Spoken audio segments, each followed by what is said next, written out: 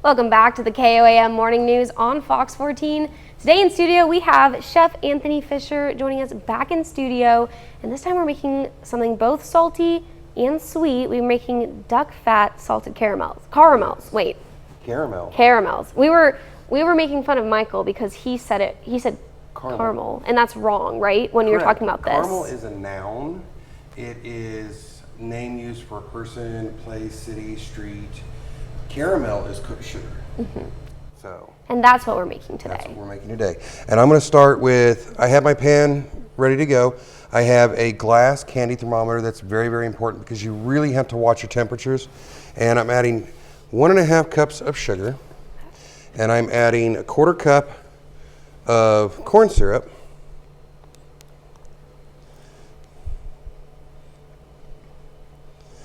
And we're going to add that in there. And then we're going to add just enough water to make sure everything is wet. Okay. So I always bring a little extra so that I can make sure, because sometimes you have to add, sometimes you don't. Just all depends on what you get. And when you put your candy thermometer in here, make sure it's not touching the bottom. So as long as it's not touching the bottom, you'll get an accurate temperature of your sugar and not the temperature of the bottom of your pan. So, and I always use a glass candy thermometer versus any of the others. I think they're a little bit more accurate and a little easier to use. Sometimes you have to be a little careful because even I have to break out my reading glasses every once in a while to be able to read the numbers on them. But they actually will tell you on a good candy thermometer, it'll actually tell you what temperatures you're looking for what items, printed right on the back of the thermometer, right on the front of the thermometer, and the big increments that you're watching for are always in red. So you know when you're getting close to temperatures. Yeah. So we have everything going. We have our heat going. Ooh, you doing that made me a little nervous. Oh, I do this for a living. That's perfectly normal for me. Yeah, he's a pro, everyone. Me, on the other hand. I have 1 cup of cream. I have 5 tablespoons of rendered duck fat. I have 2 teaspoons of vanilla and 1 ounce of Knob Creek bourbon. So graciously provided by our friends over at Parrot Head Liquors. And this, you have to be very careful with the bourbon that you use in there because the sweet, the salt, everything amplifies the flavor. So if you don't have a good one to start with, you're going to get this weird funky taste in your caramels and it's just not going to be good. Okay. So, and of course we have fruit from our friends over at Martinez Produce. It's beautiful this week. I couldn't believe how much fruit was in it. Yeah, this looks great. Oh, I love that fruit. The varieties inside of there and the prices, can't beat it. So we have our sugar heating. Everything, we're going to cook the first batch of sugar. We're going to bring it up to 350 degrees. Okay. And then once it gets to 350 degrees, we'll remove it from the heat. We'll slowly add our cream and our duck fat to it and bring it up to 250 then from there. So we'll return it back to the heat and bring it up. But you want to make sure that you do take it off of the heat because as you add your cream, it will bubble very vigorously, and you don't want it to go over the outside of your pot. Right, you were saying that this is pretty, like when you're heating this up, it gets pretty hot. Oh yes, this is not like when we made the marshmallows where we're just boiling it for a minute. We're actually increasing the temperature in it, so it's about 150 degrees hotter doing this versus when you're doing the marshmallows. Okay. So you want to make sure that you have your have sleeves down, that you're covering. You don't want the hot sugar to get under your skin because it will just make for a bad day all the way around. No, the way you were describing it to me does not sound pleasant. But it's a lot of fun to use and a lot of fun to do. I like doing this with everybody I make this for. I did a batch of this and I made it super spicy. So it was a spicy sweet and didn't tell Tanya before I gave it to her. And the look in her eyes was priceless. Absolutely priceless. Okay, this one isn't though, right? No, this one's not. We're sticking to traditional on this. The only thing I'm doing a little bit different is, I like to use my flavored salts. The salt that I have today is a flake salt, and it is bourbon barrel smoked. Ooh. So they've actually charred pieces of bourbon barrels and smoke the salt with it, and this is nice big flakes, so you have these really big pieces. It'll stand out real nice on top, plus the flavor comes through really well.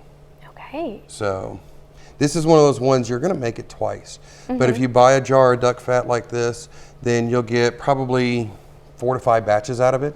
So you can practice a couple times to make sure that you get it right. And using duck fat, you can actually wrap this in plastic and freeze it. And it takes about 10 minutes to come down to a temperature that you can serve it where it's nice and soft, where everybody likes their caramel to be.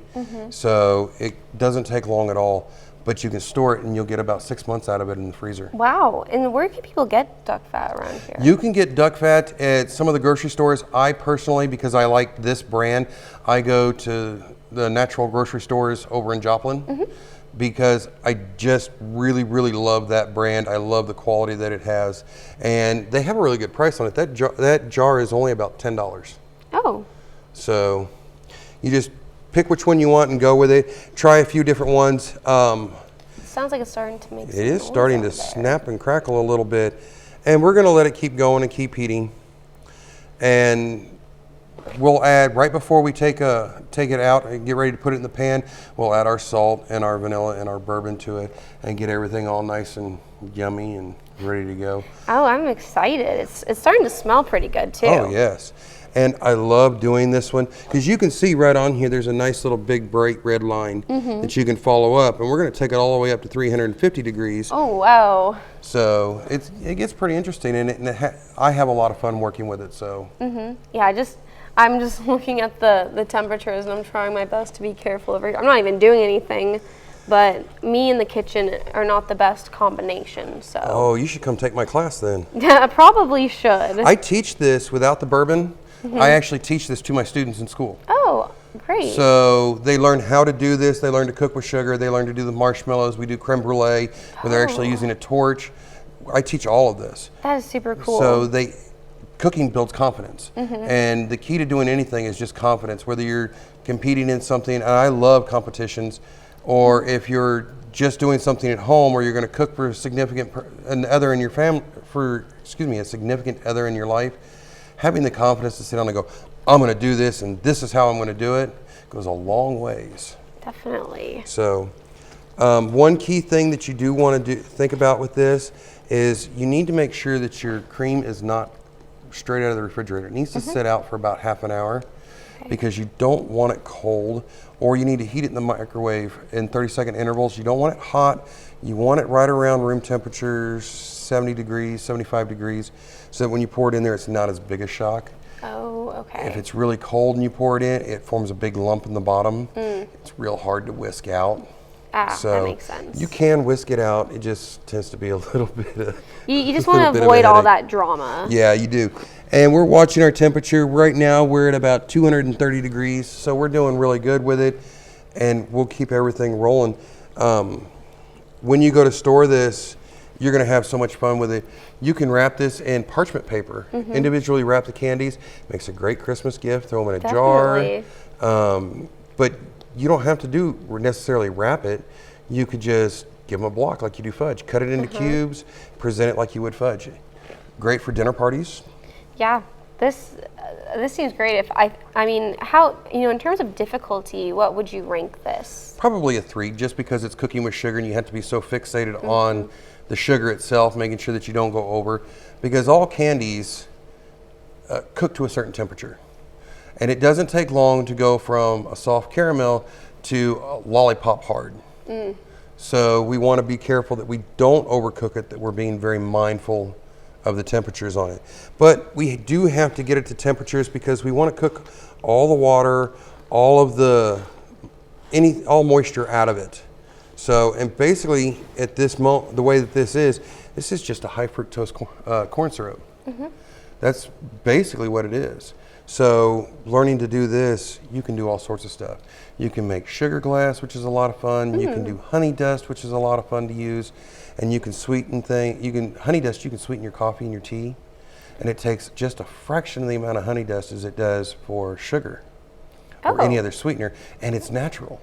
Okay. So if you get those people who say, well, for allergies, eat some local sugar. That's exactly what you're going to do. Alternative. You can use it right in there if you don't like the way regular honey tastes, because it doesn't have that same taste. It just has a very unique Fun Dips-esque texture to it. Well, that's fun. So it's a lot of fun to use. Definitely. So we're almost at temperature, so if you'd like to take a break, when we come back, we can Show the good stuff. Yes, definitely. So yeah, when we come back, I guess we'll see the finished product. I'll show you how to put everything into it, and then I'll show you the finished product. I was getting a little too ahead of myself. So when we come back, we will go over all of that.